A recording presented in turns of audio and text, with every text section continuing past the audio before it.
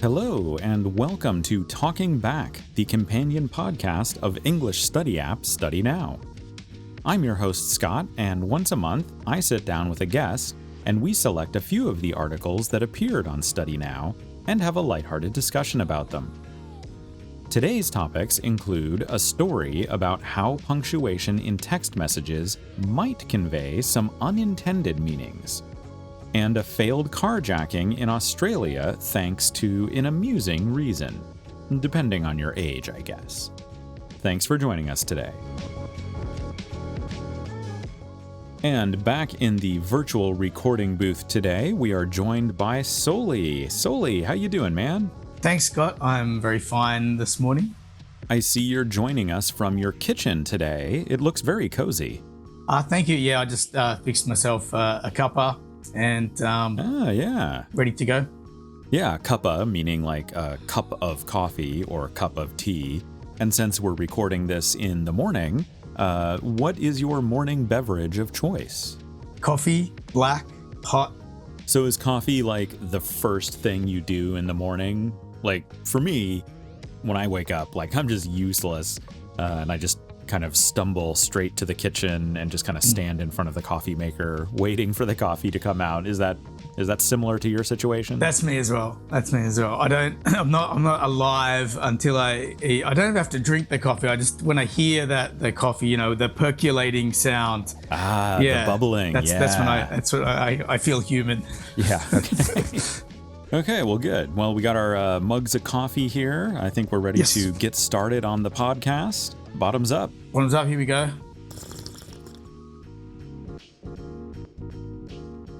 Our first topic today is from an article that appeared on StudyNow on May 20th, titled, "Be Careful About Punctuation in Text Messages."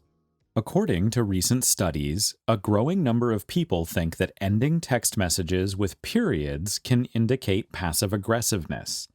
Linguists say that in text messages, periods are not necessary to show the end of a sentence, so their meaning has changed to indicate a certain emotion. This is a language-focused podcast that we do here, so this seemed like a good topic to go into, and one that affected me personally. A couple years ago, a friend's daughter came to visit us here in Japan, and she was pretty young. She was I think 16 or 17 at the time.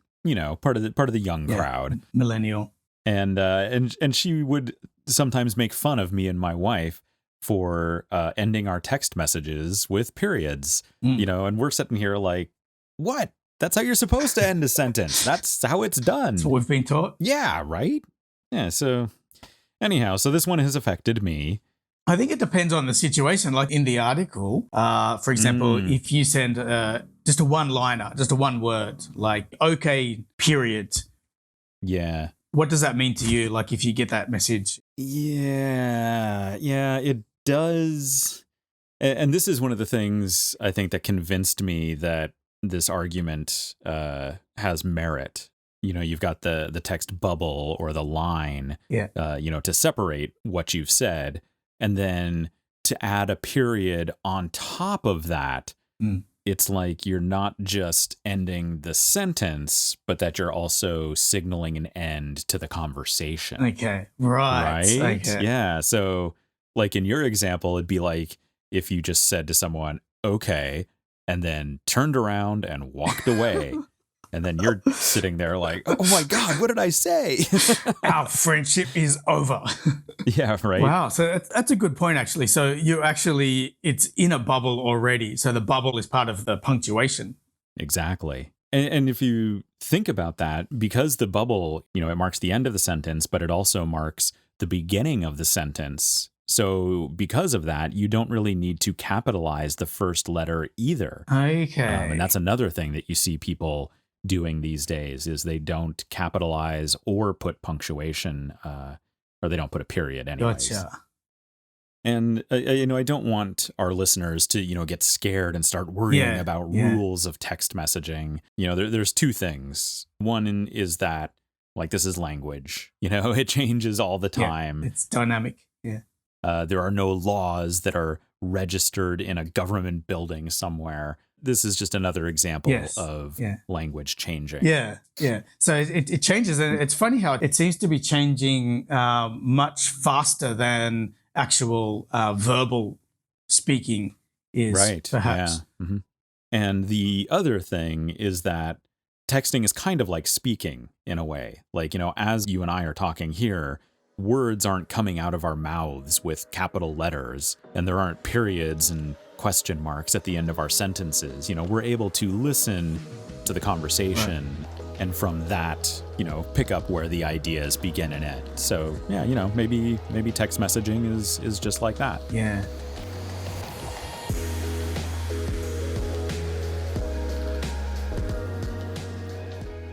Before we move on to our next story, let's have Soli check in on the top 5 most popular stories on StudyNow from the past month. What was in the top 5, Soli?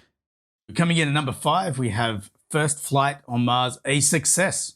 Yeah, they flew a helicopter, a tiny helicopter, on Mars. Is that right? How big was it? I think it's like a little bit larger than a shoebox or something. Yeah, it's more of a drone than a helicopter, but it's very cool. Let's not, it is Mars. Yeah. Let's not discount how amazing this is. True enough. Number 4, COVID-19 found on Mount Everest. What is it doing up there? Yeah, my thought was, you're up that high. Obviously, you can't wear a mask and things when the oxygen's so thin anyway. And right. Yikes, holy moly. And then coming in at number 3, China embraces less is more philosophy. Yeah, I guess because of COVID, people have less money, so they're just starting to sell off their possessions and embrace the minimalist lifestyle. Moving along to number 2, 7-Eleven opens in a parking lot of other 7-Eleven. In the US, we have a joke about how there's a Starbucks coffee shop on every corner, and sometimes there's 2 on a corner. So maybe here in Japan, the capital of the best convenience stores in the world, in the parking lot of every convenience store is another convenience store. And then coming in at number 1, Nitori opens a restaurant. Okay. Did you check out the menu? What do you think? No, I didn't see it. Did you take a look at it? I just had a look at. I thought it looked pretty ordinary to me. Yeah. Unless they get some Swedish meatballs like IKEA has, I just don't see myself being that interested. Those meatballs are just too good, man. Okay, great. Thanks very much for recapping the top 5 most popular stories from the past month.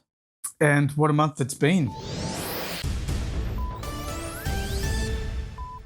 Our final topic today is from an article that appeared on StudyNow on May 16th titled, Aussie Carjackers Stopped by Manual Car.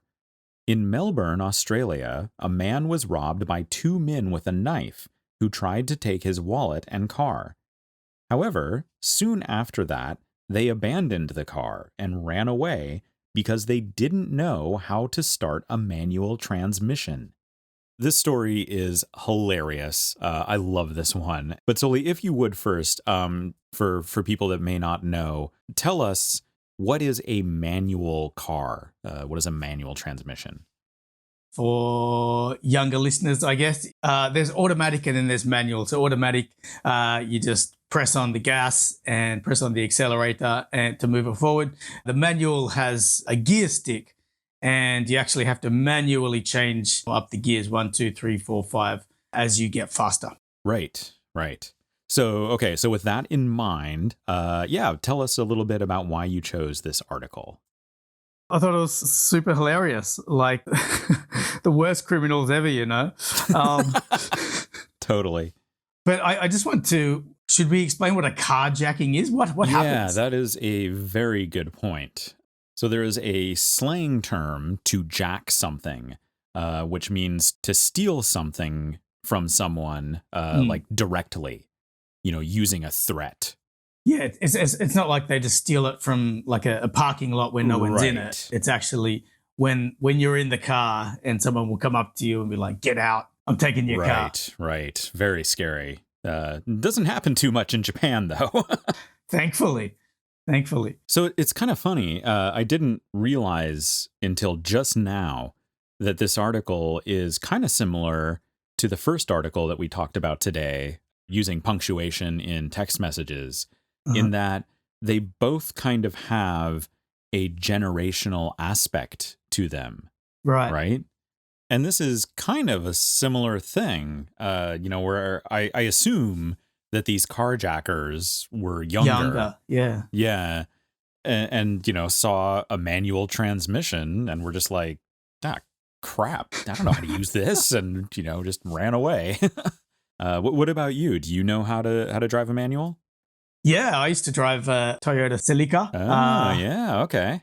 Yeah, and it's great, but I remember it can be really difficult. For example, I was trying to leave a shopping mall. I was on this ramp, right? The timing is crucial. Like if you change your feet and your hands like too slowly, then the car's going to roll back. Right. So I almost kind of rolled back into the car behind me. Takes a bit more skill, right? Yeah, absolutely. You got to know what you're doing. So I guess the message here anyway is younger criminals out there, if you're going to carjack cars, learn to drive a manual. Do some research. If you're going to be a criminal, be the best criminal that you can be.